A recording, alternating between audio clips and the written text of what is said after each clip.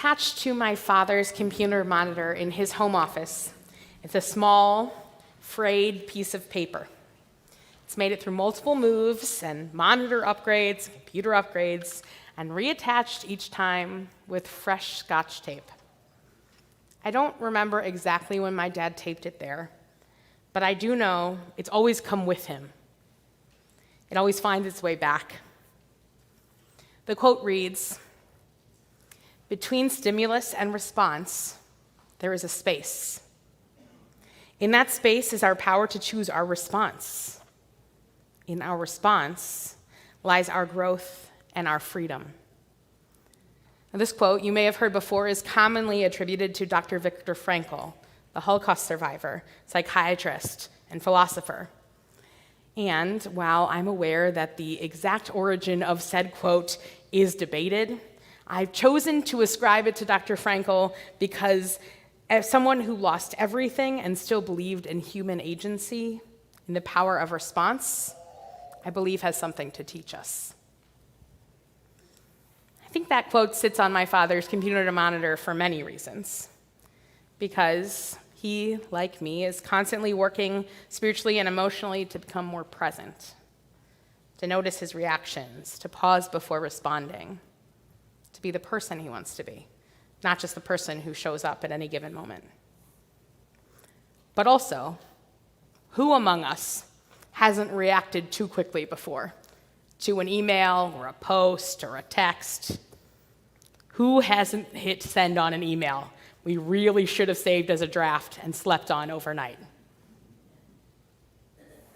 This quote reminds us, slow down. There is a space. Use it. Choose. I also think this quote reminds my dad about how much power we have in our own daily lives.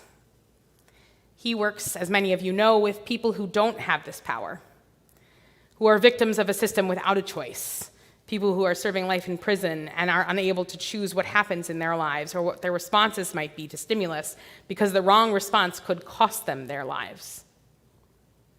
We are blessed to have this space. It's our responsibility to use it. And today, Yom Kippur, is all about that space. It's the day between the life we've lived and the life we still have time to shape, the people we were and the people we're becoming, the harm we've caused, and the healing we can offer. It is the grand, sacred pause, Shabbat Shabbaton, the Shabbat of all the Shabbats. We don't eat, we don't work. We step back from daily life to do the deeper, slower work of noticing where we are and where we're going, and then choosing the next step. But here's the thing. Noticing takes work. Reframing is not easy. It's not automatic. It takes practice. It takes exercising what I like to call the noticing muscle. I'm sure I didn't come up with that, so give the credit to somebody else. You have to actually catch yourself in the moment before the reaction takes over. That's not passive. It's spiritual resistance. It takes training. I'm practicing this all the time. Let me give you an example. Over Labor Day weekend, my friend Rachel and I were driving down to meet some other friends at a cabin in Red River Gorge. As I told you last week, I am not an outside guy, so this was a big push for me. It started out beautifully. We had sunlight, the open road, the GPS was working, excellent 2000s tunes on the, in the stereo. Many Spice Girls songs were sung. And suddenly, we arrive at twilight. And there's this gravel road we have to go down. And then it started to get dark. And then it started to get dark really quickly. And luckily we're in the Subaru, but boy, the gravel road was no match for my Forester, which I was really glad we drove instead of her sports car And then we got lost because it was dark. And then we called the woman who owned the cabin and said, hey, we got to this fence and we're not sure exactly where we are or what we're supposed to be doing. And she said, oh, it's on your right, you can't miss it. And I turned to Rachel and I said, she has severely underestimated us.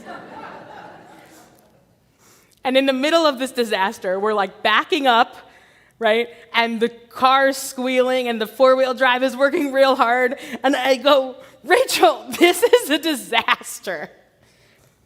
And without missing a beat, Rachel smiled and she said to me, Alicia, this is an adventure. It was the same situation, the same facts, but she chose a different frame, and that frame changed everything, not just for her, but for me too. That's the space. That's the power that Frankel is talking about. It's not about denial. It's not about pretending everything is fine. It's about choosing how we will see and what that seeing will allow us to do next. Yom Kippur is our time to reframe the story of our lives. And in Judaism, space isn't just a pause. Space is holy. Space is God. One of the names for God is HaMakom, which translates to the place, the space. In 7th grade, I give the students a list of about 100 English names for God. In the mystical tradition, we learn that there are 72 names for God in Hebrew, but in English, there are at least 100. It's a favorite activity for students to read the names and decide which they resonate with and why, and which they disagree with and why. A few years ago, The Rock became a very quick favorite among one class. God the Rock Johnson was, of course, an easy leap. But the space, the place, those two weren't on the list. Maybe it's because it's hard to translate makom, space, place, God, all is one word. However, makom or HaMakom shows up in a lot of different places throughout the tradition. We hear it in a moment of grief. HaMakom yinachem etchem b'toch sha'ar alvei Tzion v'Yerushalayim. May God comfort you. May HaMakom comfort you among the mourners of Zion and Jerusalem. Could also be translated to, may the place comfort you among the mourners of Zion and Jerusalem. This phrase, traditionally recited to mourners at the very end of a burial, is common. But why place? Because in the deepest moments of loss, words can't contain God. What we need is space, spaciousness, a God who holds us rather than explains us. This idea has its roots, of course, in the Torah. When Jacob awakens from his dream of the ladder, which I believe is depicted right behind me here, in Genesis, he says, surely God is in this place, and I did not know. Achen yesh Adonai b'makom hazeh, v'anochi lo yadati. It is not that God is in the place, God is the place. And then the rabbis of the Midrash, of course, ask, why is God called HaMakom here? Because God, and then they answer their own question. That's how it works. God is in the place of the world, but the world is not God's place. In other words, the world exists within God, not the other way around. God is not contained in space. God is the container. That means that every moment of pause, of reflection, of noticing, can be an experience of God. The very act of choosing differently, of reframing, It's a sacred act. Let's hear what Dr. Frankel said again. Between stimulus and response, there is HaMakom, the space. In that makom lies our power to choose our response. In our response lies our growth and our freedom. God isn't the one reacting to us. God is the space that makes transformation possible. And then, tomorrow night, comes Ne'ilah. And then the gates begin to close and the light begins to fade. That space, this holy pause, begins to narrow. And here's the urgency. It's not just that we all have to get to break fast. It's not because God is locking us out, but because we know how quickly the world rushes in. How easily we forget to pause, to reframe, to choose our response. Yom Kippur doesn't make us perfect. It makes us aware.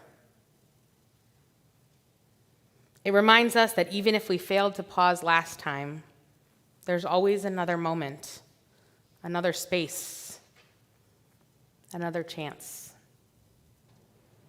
So today, we stand in that sacred space. We breathe into it. We listen. We notice where we've been and where we might still go. And in that noticing, we encounter HaMakom, the space that holds us in grief, the space that invites us to choose again, the space that is God.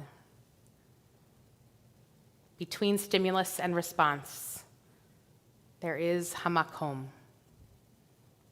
May we find God there, and may we walk forward from this day with compassion, awareness, and freedom. Good Yom Tov, everybody.